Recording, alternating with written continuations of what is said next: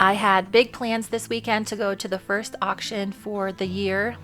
When it was time for me to leave on Friday, I had a feeling that maybe I shouldn't go.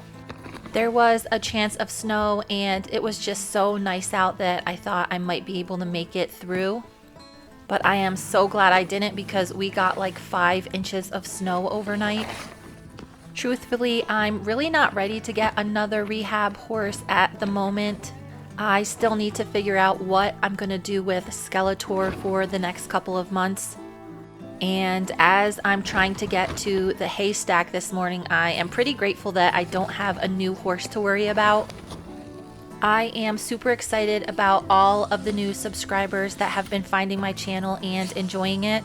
Sometimes I do find myself daydreaming about what it will be like if I'm able to quit my regular job and just hang out with the horses all day. I do a significant amount of investigating what other similar horse channels are doing to get lots of views. And the thought had crossed my mind that if I bought a horse right now that I would get a ton of new subscribers just from that.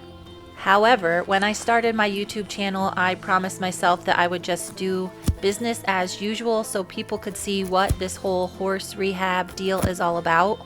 And while a new horse would surely boost the number of eyeballs that get to see my video, I just am not ready for a new one quite yet. I am just one person feeding all of these horses and taking care of them every day, so I really have to take a hard look at how much time I have to devote to all of them. I tried to catch Nigel last night because I knew we were going to get a little bit of snow, but he did not want to come in. Even though we are getting a lot of snow today, he is pretty comfortable outside, but I am going to catch him after I'm done feeding everybody so he can be in a stall for most of the day. He does have a windbreak outside, but it is not the best for really intense weather. Him and Skeletor have been in stalls next to each other, so I want to try out and see if maybe they could be buddies for Skeletor's rehab. Having Nigel in a stall next to him might take his mind off how much energy he is getting. I have had a few questions about if the bottom bales of my hay get moldy. Usually it doesn't get warm enough for it to mold, but it does freeze to the ground and I just couldn't get that piece up today. After Huckleberry was done inspecting the breakfast load, I was ready to start up my trusty old four-wheeler and get to feeding the outside horses. I have been trying to time the pasture reseed recently, so I have been checking the weather, but I do not think we were expecting to get this much snow. This little four-wheeler was about on its last leg when I got her, and sometimes during these cold snaps she needs a little encouragement to get going. I was ready to zip out and feed the horses when something in my little hay cart broke. Really, all that's holding them together is a piece of rope, and I think it broke this morning. Last night I did end up cleaning a lot of manure out of the round pen, and it was pretty heavy, so it probably really put a lot of strain on the little piece of rope. I am just going to use one cart today to get everybody fed because I think it'll go faster in the end.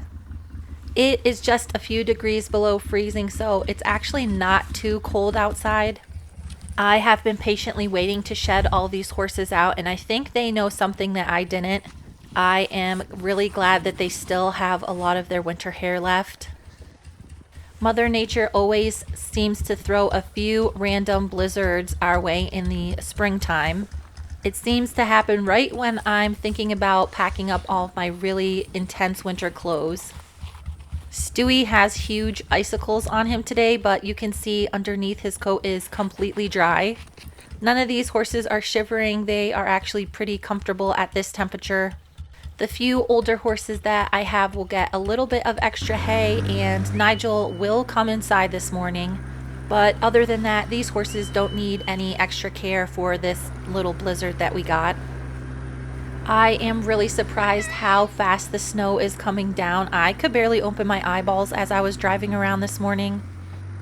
We weren't even done with most of the chores when Huckleberry decided he wanted to play a little bit. With all of the gophers snuggled down underground, he found himself a little jolly ball and brought it over for me to play with him. It took him a few days, but he finally recovered from our trip to the vet. He is pretty much back to his normal self. He is kind of a baby in the snow, so I'm surprised he's out here wanting me to play for so long. This afternoon I probably will be stuck inside all day, so it's best I get some of his energy out while I still can. I think one more toss is in order, and then I better get back to feeding these horses. After I was done feeding the outside horses, I set about the task of catching Nigel. Every time I catch him now, I make sure to feed him his tiny amount of grain right away so he gets used to coming in. Skeletor still finds Nigel quite intriguing. Since Skeletor has gotten back from the vet, he has been having trouble staying quiet. I think that's going to be the hardest part of his rehab because I caught him loping around his little turnout yesterday. So he has definitely recovered from his long trailer ride as well. I still haven't decided where I'm going to keep him for the next couple of months to try and keep him quiet, but it's probably going to be easier if I can keep him at the barn. Hopefully with Nigel as a distraction, he won't get into too much trouble. I am still planning out his whole entire rehab and am going to share it with you guys when I get that done. I let Nigel settle into his stall and fed all of the horses inside, and then I went back outside to give Whiplash and Goose a little bit of extra hay. With Whiplash being so old, I do feel like he needs more sustenance to keep his body weight up when it's cold. Goose really doesn't need any extra, so it's kind of tricky to feed them. Right now, Goose is looking a little bit on the fat side. As I'm coming into spring and trying to decide what kind of rehab horse would fit best with the amount of horses I have right now, I am thinking that maybe a 4 or 5 year old unstarted horse that I can work in with the rest of the ones I'm going to be starting under saddle would be ideal. Even though I didn't go to the horse auction this weekend, I did hear about the prices and the kind of horses that were brought. This time of year in Montana, the horses are always a little bit more expensive because everyone is looking forward to riding.